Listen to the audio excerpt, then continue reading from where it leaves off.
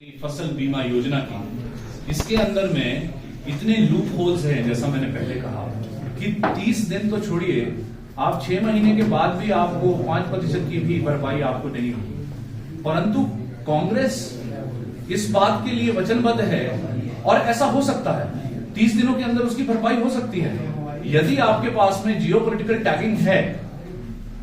आप geo tag करके locations देखते हैं और लोकेशंस में देखते हैं कहां पे सबसे ज्यादा ओलावृष्टि हुई, कहां पे सबसे ज्यादा नुकसान हुआ।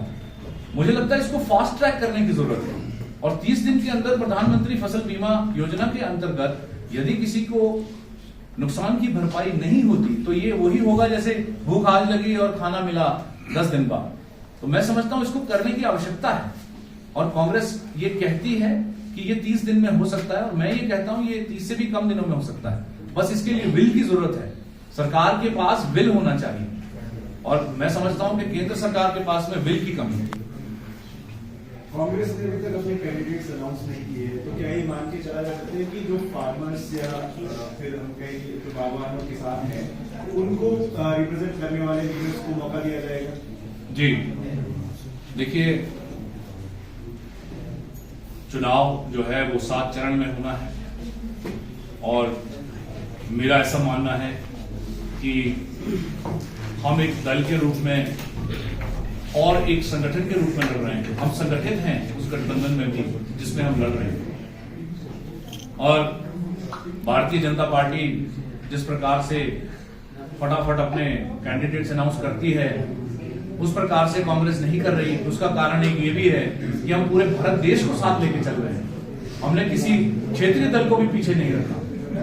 हम ये नहीं चाहते कि हम आपके ऊपर में एक तरह से अथॉरिटी बनाए। हम ये चाहते हैं कि आकलन हो, बैठ के आपस में मंथन हो और यदि लगता है कि किसी ऐसी जगह पे जहां कांग्रेस किसी और क्षेत्रीय दल को समर्थन करना चाहती है, उसका भी कैंडिडेट देना चाहती है, तो मुझे लगता है कांग्रेस उसको आगे रख करके अपना स्वार्थ है वो पीछे रखती है।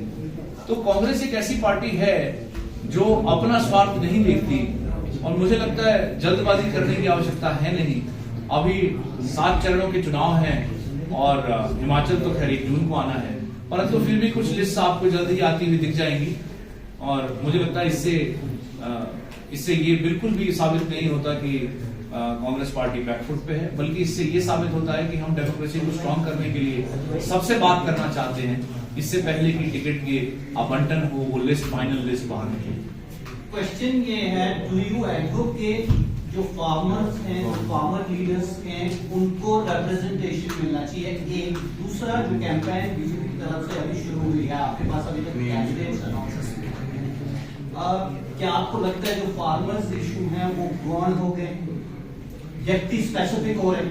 So I think I would answer your question with a little bit of brevity.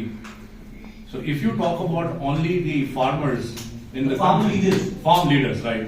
So if you would say farmer leaders, they are only emerging from Congress and the Congress affiliated parties today.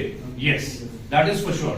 If the fight has been ensued and if there's somebody who is fighting on the roads for farmers, though they come from either Congress background or affiliated parties. So you are right.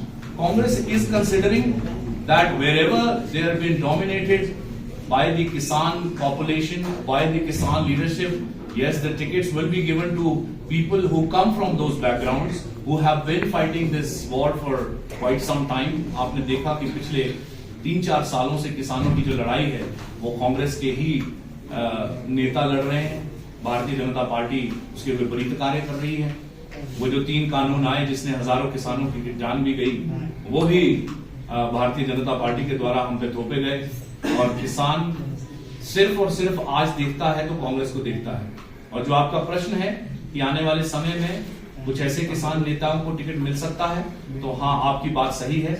ऐसा हो सकता है कि किसान पृष्ठभूमि से आने वाले किसानों की लड़ाई लड़ने वाले नेताओं को कांग्रेस पार्टी और उनके अफिलिएटेड पार्टीज टिकट दें।